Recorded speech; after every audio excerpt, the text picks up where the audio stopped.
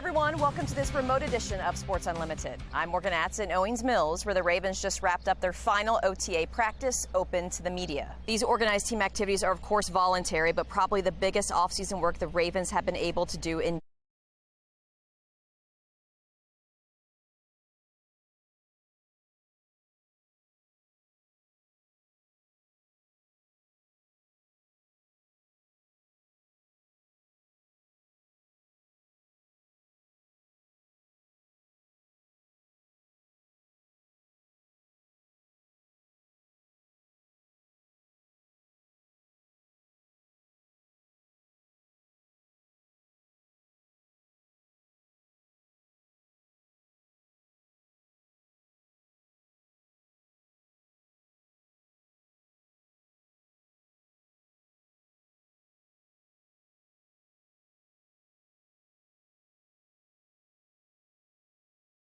The shooting of a T-Mobile worker in a story you're seeing first on Fox. New surveillance footage shows his alleged multi-state crime. A driver accused in a fatal Beltway crash appearing in court today. The efforts now to locate the second driver involved. And a Maryland social media influencer pleading guilty to federal charges. The widespread COVID loan fraud scam, his arrest revealed. Live from WBFF in Baltimore. This is Fox 45 News at 6. Well, tonight, a teen has been indicted in a deadly armed robbery spree. The Baltimore City State's Attorney's Office confirming 18-year-old Arthur McCaden has been indicted by a grand jury. Both McCaden and his younger brother are accused of shooting and killing 23-year-old Fabian Sanchez Gonzalez while he was working at the T-Mobile store in Canton. Good evening, everybody. I'm Mary Wubala. Both brothers tonight are also accused of committing several armed robberies in multiple states. Fox 45's Alexa Ashwell has a look at new surveillance videos that capture some of these robberies, as well as an interview you're seeing first on Fox. So far, police have connected Arthur McCaden to at least 5 armed robberies, as well as the murder of a T-Mobile store employee. One of those stores right here in Hamden, a T-Mobile. Another in downtown Baltimore, where a manager recalls coming face to face with the team. Surveillance video from inside a T-Mobile in downtown Baltimore, capturing when police say Arthur McCaden walked into the store, pointed a gun at the manager, and demanded cash and cell phones. I just raised my hands up. I said, okay, cool. Watch as the suspect leads the manager to the register. He takes the cash, but the teen, the manager says, becomes more aggressive when she refuses to go into the back of the store with him for the cell phones. He cocked his gun. In the video, the suspect seen cocking his handgun. As she says, he utters a threat. If you're not coming with me, I'm going to shoot you on your head right there. So come with me inside. I said, I can. And I just running towards, like, please, please, please save me. The manager emotional as she recalls the suspect suddenly fleeing when he hears the siren of a passing police cruiser. He's going to kill me. But thank God the police van passed by. The armed robbery, one of 5. Police say McCaden committed, some with the help of his 14-year-old brother, in a nearly 2-week-long crime spree. April 18th, this T-Mobile in Hamden. Then 2 more a week later on April 25th, the T-Mobile store here in downtown Baltimore. Then hours later, this T-Mobile on Eastern Avenue in Highlandtown. Watch as the suspect points the gun at the employee, presses the weapon to his back as he makes his way to the register, and then even robs a customer before fleeing. 5 days later, on April 30th, police in New Jersey say McCaden and his brother robbed a Best Buy at gunpoint. The department releasing this surveillance video, which they say shows McCaden in the blue tracksuit. In court documents, Baltimore police mentioned this same outfit after reviewing surveillance video from yet another armed robbery that occurred later that same day here in Canton. Investigators say during this robbery, McCaden shot and killed one of the T-Mobile employees, 23-year-old Fabian Sanchez Gonzalez. That's all we want. Justice for my brother. This manager emotional, thinking of the young employee who lost his life, saying she too could have easily shared the same fate. I'm working for a cell phone company for more than... I can talk right now. I'm shook up. Since then, I'm not in a peace. I keep remembering the T-Mobile employee. My heart goes out to the family, and may he rest in peace, the guy, but he shouldn't come out. That manager then speaking to McCaden, who right now remains in custody. Court documents indicate a detective with the Baltimore County Robbery Unit was one of the individuals who helped identify McCaden in the armed robbery turned homicide in Canton. We reached out to county police to see if they believe he's connected to any cases in that jurisdiction. We're still waiting for a response. In Baltimore, Alexa Ashwell, Fox 45 News. Well, the T-Mobile shooting is one of many incidents this year where young people are accused of crimes or becoming the victims of violent crimes. More than 10 young people have been killed in Baltimore in 2023, and nearly 40 have survived being shot. Developing tonight, Baltimore police announced a seizure of more than 30 illegal dirt bikes and ATVs. Police say over the weekend they executed a search and seizure warrant near Pimlico Race Course. Officers say they found 33 illegal dirt bikes and ATVs, as well as some other items they collected as evidence. The city says the seizure resulted in 15 arrests, 7 warrants, and 27 individuals charged. Since the start of the year, the police department has seized 83 illegal dirt bikes in the city. That's on pace to surpass last year's total. Mary? Guy, thank you. Also developing, the 2 drivers involved in a fatal crash on 695 back in March have been indicted by a Baltimore County grand jury. The work zone crash killed 6 highway workers. Fox 45's Amy Simpson was there at the district courthouse for the hearing, and she has the very latest. One of those drivers appeared virtually in front of a judge today here in Towson. That second driver is not yet in custody. Moments before the crash, all caught on traffic cameras along 695. One car clipping another, sending a vehicle inside construction jersey walls. 6 people on the job in this Baltimore Beltway work zone were killed on the afternoon of March 22nd. This week, a Baltimore County grand jury formally indicting 2 drivers for those 6 fatalities. Charges range from vehicular manslaughter to aggressive driving. 20-year-old Malachi Brown of Windsor Mill facing 27 counts. Brown appeared virtually in front of a judge today in Towson, wearing an orange jumpsuit. Because I believe that he is indeed a threat to the community. It's that type of driving that resulted in the death of 6 individuals. Today, prosecutors asking the judge to keep the 20-year-old in custody until trial.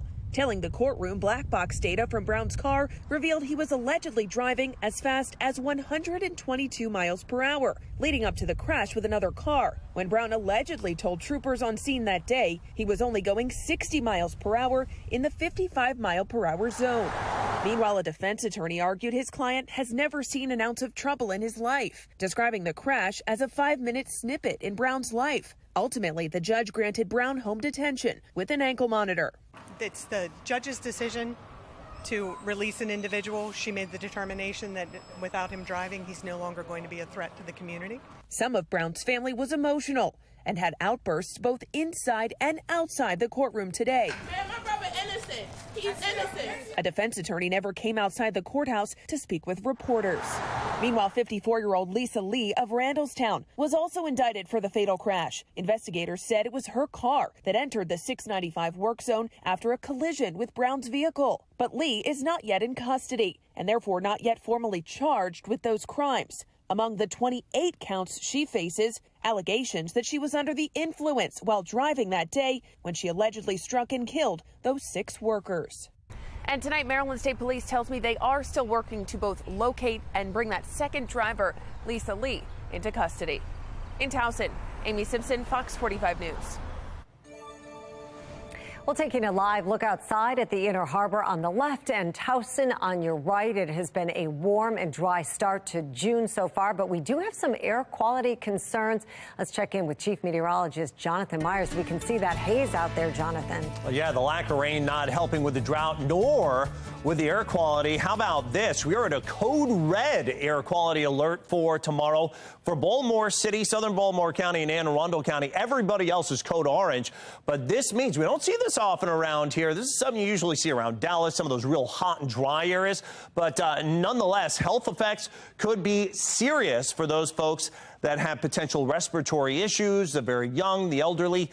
And also, everybody, the entire general public, should avoid spending time outside in excess, maybe spend some extra time inside, take some breaks away from that very poor air quality that, in fact, is from some Canadian wildfires that are blowing some smoke our way on the upstairs winds of the atmosphere. And even around here with the dry conditions, code red or red flag warnings that affect areas north and east of Baltimore. We have an elevated fire risk with the low relative humidity and also some of the gusty breezes this afternoon, this evening. That should get better into the overnight, but the air quality not getting better. We're going to detail everything for you, maybe some better rain chances. That's in a couple of minutes. Jonathan, thank you. Well, the budget hearing for the Mayor's Office of Neighborhood Safety and Engagement stretching until nearly midnight last night.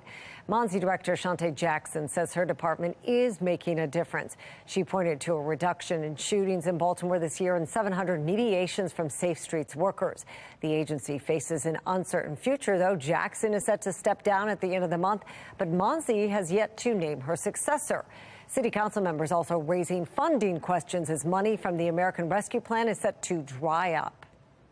Everywhere that we've been making investments with those ARPA dollars and to figure out where we're really seeing positive impact in our community so that we can be really strategic where we need to continue those investments, because the reality is we won't be able to continue everything. Well, Jackson also says only 2 children have shown up to Youth Connection Centers as part of the summer curfew program. Neither were transported by city volunteers. Trending now, the arrest of a former Potomac social media influencer on wire fraud charges is unveiling a widespread COVID loan scheme. Prosecutors say TikTok influencer Danny Devon schemed to defraud lenders and the Small Business Administration out of more than $1 million in Paycheck Protection Program, or PPP, loans.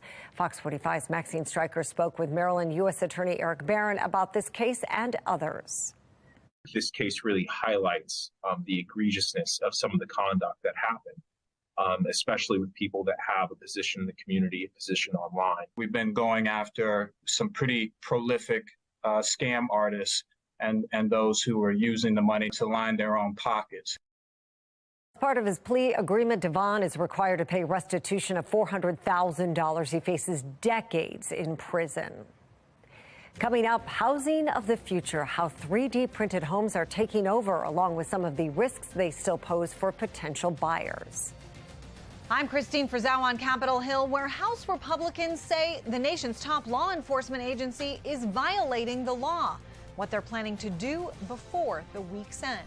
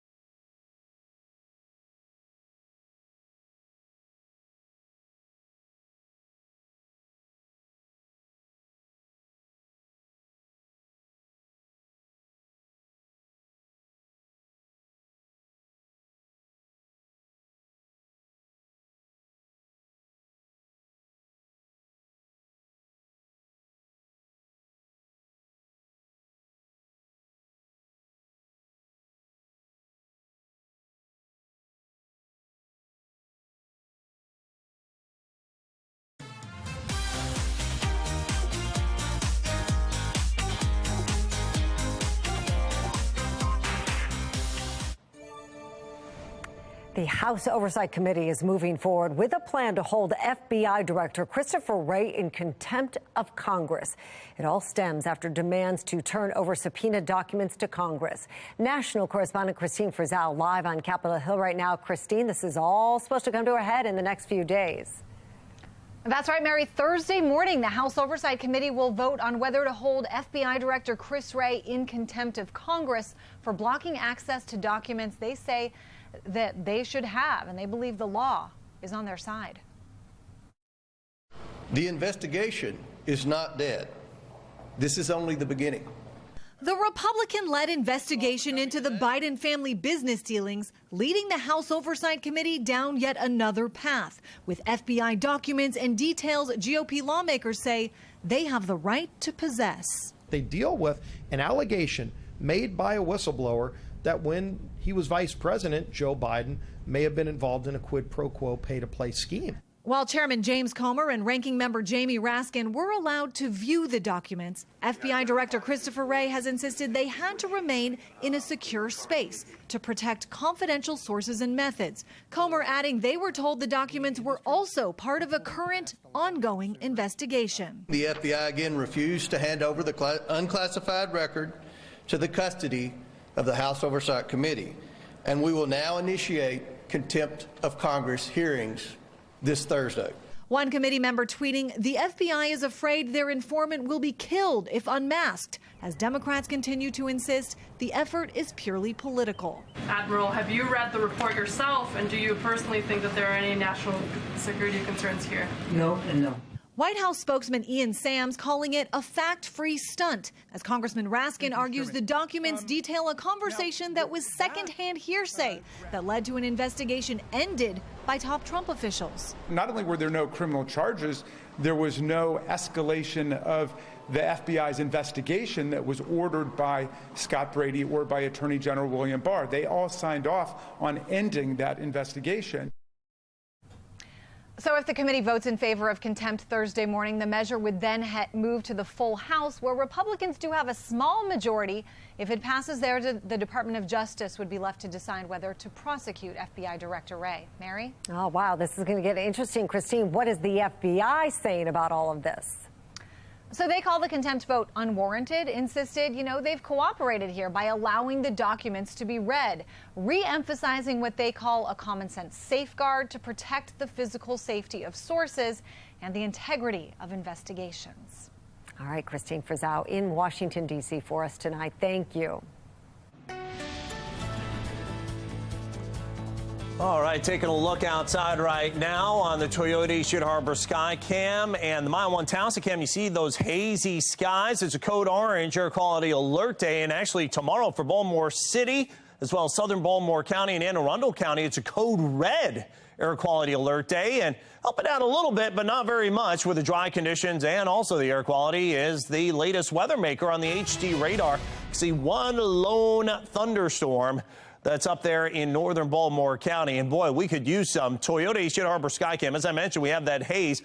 Everybody should spend some extra time inside tomorrow, and those with sensitive respiratory issues or sensitive respiratory systems, the very young, the elderly, really have to kind of have the antenna up. We could have serious health implications if you don't spend enough time inside with this poor air quality. And this is all part and parcel with the dry weather, once again, of some smoke that's coming in way upstairs in the atmosphere and kind of translating down to the surface from some Canadian wildfires that are up in the Yukon provinces of Canada. So, yeah, this is a teleconnection way upstairs and way up the line. 81 degrees right now. We've got winds out of the west-southwest at 10. Humidity nice and low at 32%, and our dew point in the mid and upper 40s. So any thunderstorms having a hard time getting going, but there are a couple, as I showed you there. We are in a moderate drought here in Baltimore. Surrounding areas are in an abnormally dry pattern. So any rain we can get, we will take. And there it is in northern portions of Baltimore County. As you head up 83, potentially you're getting some rain and thunder going on during the now very latter half of your PM commute. You can see this stuff moving south and east and all the way through the evening hours and into the early overnight. Through about midnight, we could potentially get some of these spot showers and storms. Some cooling air with some of those storms coming through in Elkton, as well as Chestertown, even at Bel Air. And it looks like some eventual cooling again going to rip over those areas with more of those showers and thunderstorms. With that latest weather maker, a cold front moving through, some cooler air behind this thing. That will come for the next several days. But rain after today will stay away at least until the end of the week as systems kind of split around us. Now, through the evening hours through about 7, through, you follow the clock there, 8:15, some spotty showers and storms. Those will diminish overnight. But it looks like for tomorrow, we start off cool and dry, but no chance of rain coming by tomorrow afternoon. 55, clearing and seasonably refreshing after the evening. Spot showers and storms tonight. 81 with clouds and sun tomorrow. We'll have your exclusive 10-day forecast to let you know when the next more significant chance of rain arrives. That's in a couple of minutes. Weather Window, presented by the National Weather Desk. Smoke from Canadian wildfires is still pouring into U.S. skies, creating unhealthy air in many northeastern cities. But the smoke continues to intensify dramatic sunsets and sunrises in many parts of the country. And sunrise along the Florida coast reveals sea turtle tracks ending at the shoreline. Listen to Off the Radar, new episodes every Tuesday. Find it wherever you get your podcasts.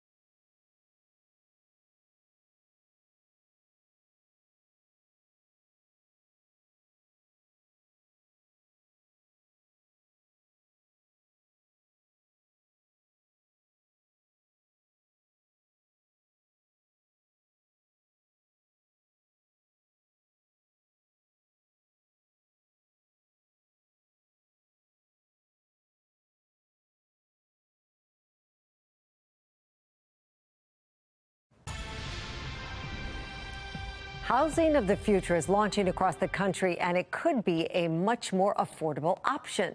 Betty Cross from our Sinclair sister station in Austin, Texas, reports. Home buyers looking for a unique space in the Austin suburbs are now getting their first chance to buy into a one-of-a-kind neighborhood. We have scaled up. Connor Jenkins is overseeing operations at Icon's first 3D printed community. 6 homes printed by these robots will be up for sale later this week in Georgetown's Wolf Ranch. A lot of people are looking for something different. They're looking for a disruption. This is the Dice floor plan. At not quite 1,600 square feet, it has 3 bedrooms, 2 baths, and a kitchen island. It is the lowest priced home in the community. Our first home starts at $475,000. And we go up into the high 500s. Charlie Coleman is with the Lennar Corporation. He says these inch-thick layers of cement-based technology have generated a lot of buzz. We've seen first-time home buyers. We've seen move-up families. We've seen empty nesters and retirees. The question now is, will interest in learning about these innovative homes translate into buying them? We've priced these homes to be on par with the current market for traditionally built homes. While list prices are similar, Icon says these homes require less maintenance, and the use of lavacrete and solar panels will reduce heating and cooling cost. We're excited to kind of prove out the technology and prove out the construction methods with folks that want to be trailblazers. Prospective home buyers can register this week to be included in Saturday's sales launch of 5 of the 8 floor plans that will be available in the community. Once the first 6 homes are sold, there are already about 30 more houses that are under construction. It is quite remarkable to see something that hasn't been done before come to life. In Georgetown, Betty Cross, CBS Austin News. The exclusive 10-day forecast includes 81 for tomorrow. A near normal day looks good, but unfortunately the air quality very poor. We do have a code red air quality alert now for Baltimore City, southern Baltimore County, and Anne Arundel County. Everybody else is code orange. Could see a late shower on Thursday, 79. Some scattered PM showers for Friday, 85. Bright and warmer day Saturday. Stray afternoon or evening shower Sunday. Mainly dry and warm for the weekend, I think, though. Could have some more significant rain, hopefully washing things out and giving us some drought quenching on Monday of next week, and then it warms up once again. Well, finally tonight, the National Zoo is asking for your help. Check out these baby gorillas born just last week. They need names, and the National Zoo is asking nature lovers to vote. All 3 names derive from African languages. We have Lola, which is Yoruba for greatness, and Kali, Swahili for fierce, and Zara, Swahili for beautiful flower. A link to vote is available on the National Zoo's website and at foxbaltimore.com. Results will be posted on Friday. Well, that's all for Fox 45 News at 6. Family Feud is next. We'll see you back here for the news at 10 tonight. Thanks for watching. Have a good night.